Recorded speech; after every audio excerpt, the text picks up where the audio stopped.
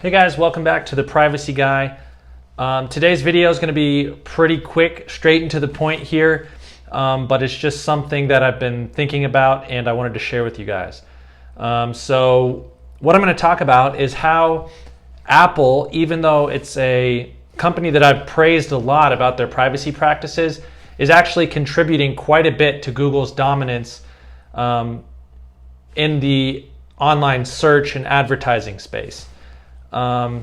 So yeah, I hope you enjoy this video. Please subscribe if you haven't already. It definitely helps me reach more people and get my privacy message out to more people. So I'll go ahead and get into it. So for those of you that don't know, Google pays Apple every year a ton of money to be the default search engine on iPhones, iPads, Mac laptops.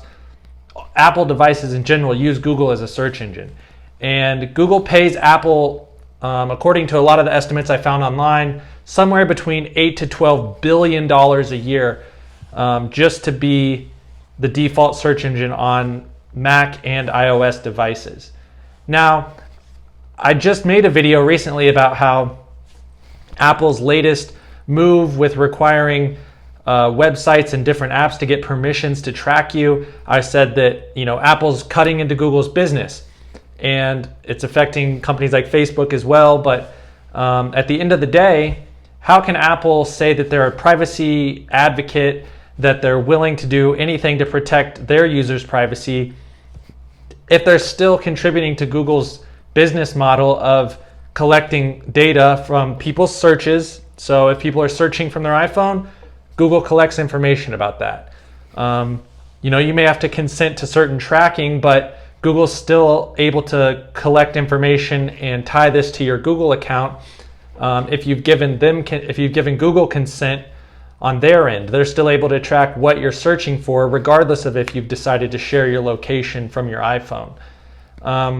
So Google expects a return on this investment. So if Google pays Apple $10 billion a year, they expect to make back way more than that to turn a profit on this investment.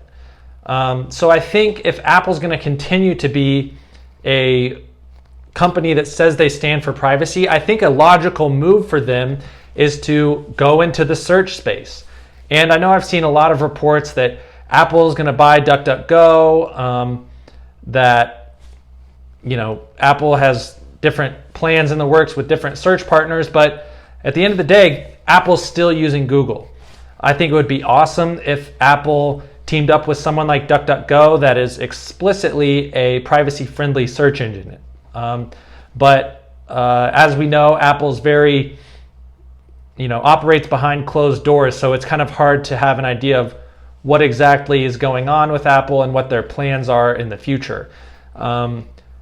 I think something that gets overlooked is that Apple's Siri is, kind of a search engine. It's a voice-activated search engine, but for many of the queries that you ask Siri, Siri's just going to Google to return an answer to you.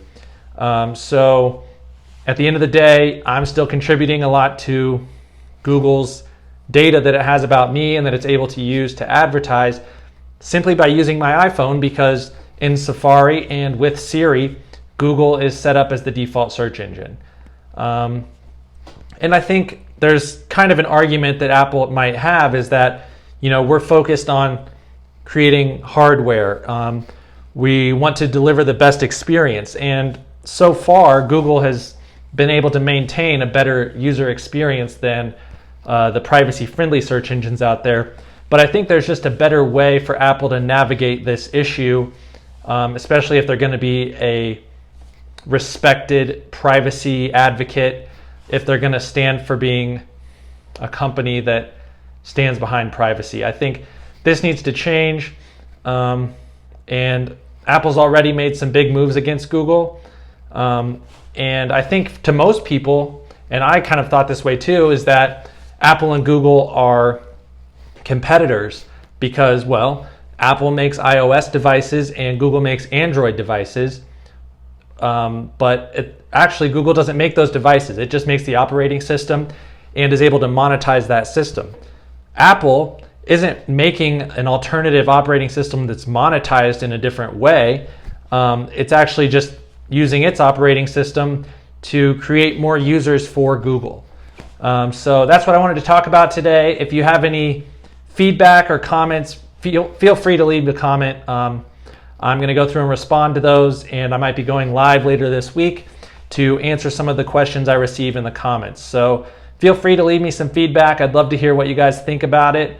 And thanks for watching, and stay tuned for more videos soon.